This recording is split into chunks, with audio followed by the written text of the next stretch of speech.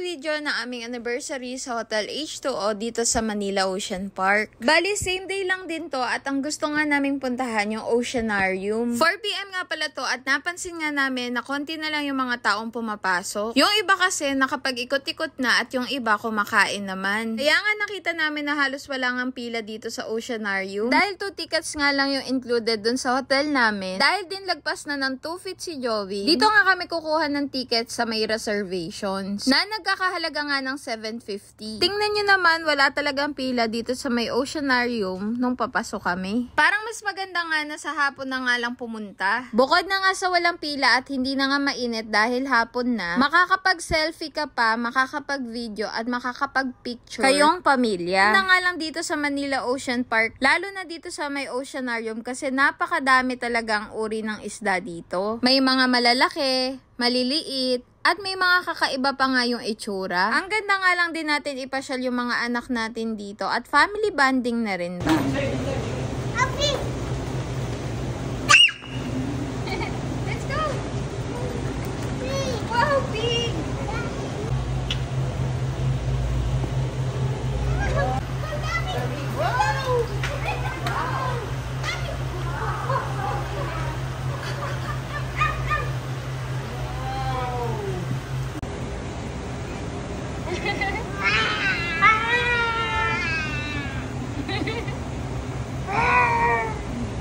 O, diba? Ang saya-saya talaga ng bata. Ang ganda talaga na may mga gantong klaseng park. Dito kasi, nagkakaroon sila ng discovery at bonding na rin with the nature. Kahit nga may dala kaming bike dito, naglakad na nga lang din si Jobin sa loob. Hinayaan na nga namin siyang puntahan kung ano yung mga gusto niyang makita. At ito nga pala yung makikita sa kalagitnaan ng Oceanarium. Nasa madilim nga lang siyang room para mas ma-appreciate nga yung mga kulay ng mga isda. Dami nga ang uri ng lamang dagat dito, hindi mo na nga alam kung ano-ano yung mga tawag. Sobrang nag-enjoy nga si Jobin at pati na nga rin kami. Hindi nga lang siya pang bata, pang adult din talaga. Bago naman makapasok doon sa may living ocean, ito muna yung dadaanan nyo. Malalaking aquarium din siya at marami ding mga isda. At ito na nga, papasok na tayo sa pinaka-main attraction sa Oceanarium, ang living ocean. Ito yung lugar na para ka talagang nasa ilalim ng dagat.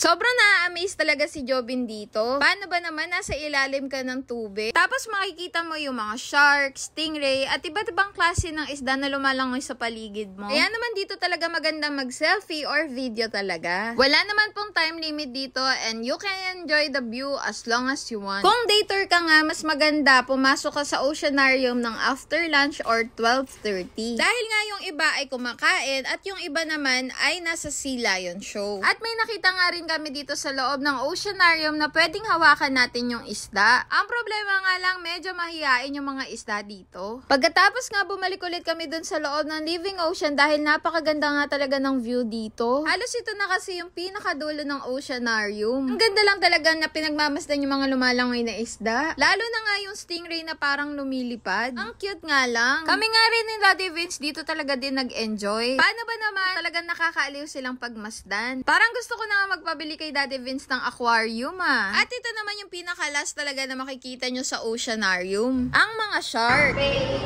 shark. Baby shark.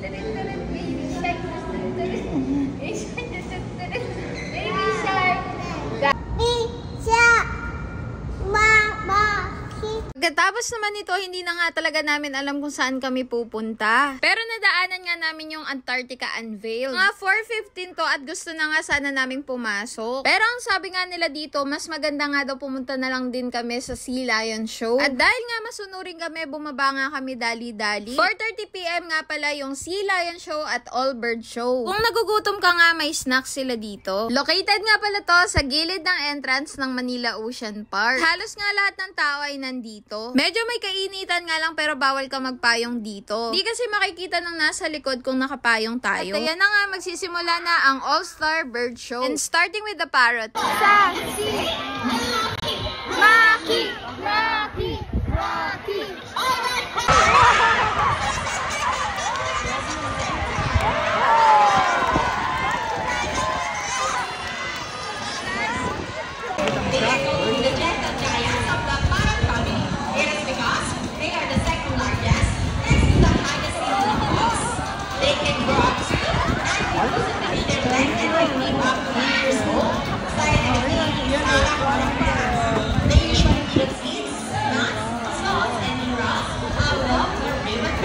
And for Dashi, go fast girl.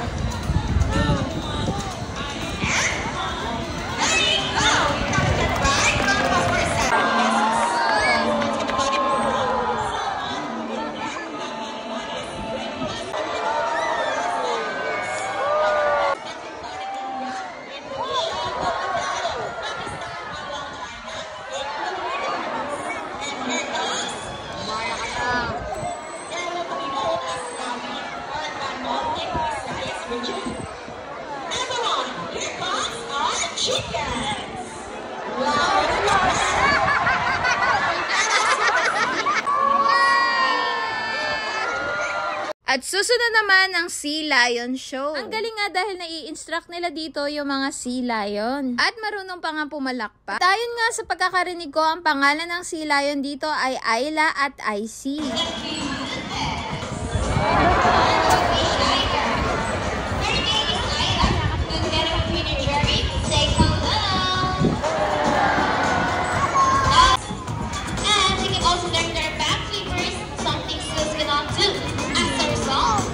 Walk upright while all night.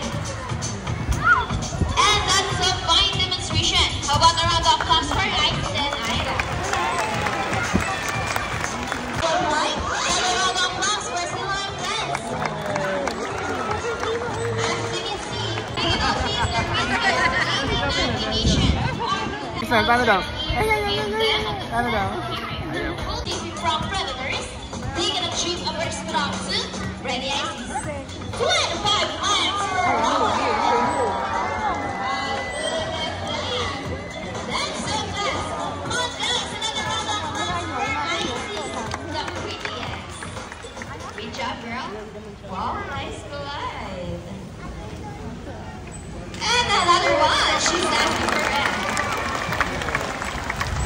Dito naman, nag-ask ng volunteer sa mga guests kung sino yung gustong mahawakan yung Sea Lion. Look at the camera and he must best smile. On Facebook, bro.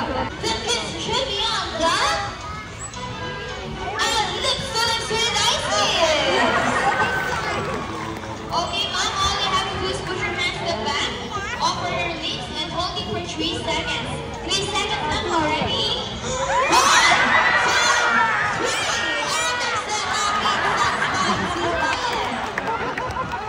Hala, at nakahalik na nga. Dito naman, ito na yung intermission number nila. Bibigay na nga ako sa inyo ng magandang tips kung saan kayo magandang pwesto. Ito nga sa All-Star Bird Show at sa Sea Lion Show. Kala nga namin nung una, mababasa kami pag pumesto kami sa harap. Kaya naman yung pumestohan namin bandang gitna. Pero dito naman sa hinanda nilang show ay walang nabasa. Hindi nga nang babasa dito yung mga Sea Lion. Kaya naman kung papaulitin kami ulit, doon na nga kami pupesto sa pinakaharap para naman kitang-kita talaga at malapit mo nga makakasalamuha yung mga Sea Lion at mga ibon. Ang isa ko pang tip sa inyo ay magdala na kayo ng tubig dito. Painumin nyo dahil sa sobrang init ay nakakauhaw talaga dito. Magdala na nga rin kayo ng snacks nyo para hindi na kayo patayo-tayo during the show. Sayang naman kung may mamimiss kayo. 45 minutes nga lang pala ang tinatagal ng All-Star Bird Show at ang Sea Lion Show. At ang ticket nga na binibili natin ay once na magagamit bawat attraction. Bago nga kayo pumasok dito, mag-CR na kayo, dalhin nyo yung mga dapat dalhin. At wag na nga rin kayo magdala ng payong dahil wala rin namang use. At ipapasara nga lang sa inyo during the show. Kasi nga nakaka-istorbo lang to sa ibang mga manonood. Kaya naman itong show na to ay tiis init. Lalo na kung pupunta ka ng bandang alas 12 ng tanghali. Kaya naman ang nire-recommend ko sa inyong oras na pumunta ay yung bandang alas 4 ng hapon. Dahil 4:30 PM nga yung start ng show at mas maganda nga na una kayo sa pila. Dahil kami nga 4:30 PM nga kami sakto nakapunta. Kaya naman mahaba na nga yung pila at hindi na nga kami nakapili ng upuan. Kung ano na nga yung available na upuan na makita namin, doon kami. Kaya sana naman nakatulong tong tips ko sa inyo para pagpunta nyo ng Manila Ocean Park, specifically sa All-Star Bird Show at sa Sea Lion Show, pati na rin sa Oceanarium. Alam nyo, yung the best time na pumunta and yung mga tips para sa better experience nyo. This is Jodongot. Thank you for watching. See you sa part 3 and follow for more informative videos.